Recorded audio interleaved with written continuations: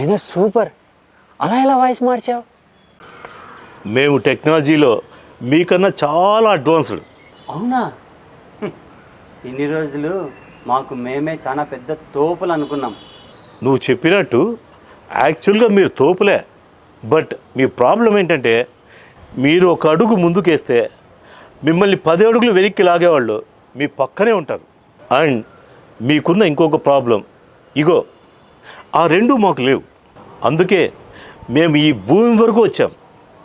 మీకు మా గ్రామం పేరేంటో కూడా ఇంతవరకు తెలియదు. ఎవరు వస్తున్నట్లున్నారు? ఇంకెవరు? మీ నాన్న. ఓరి నాయనో, మా నాన్న నేను చూస్తే మా నాన్న భయపడతాడు. దాక్కు, ఎక్కడైనా దాక్కు.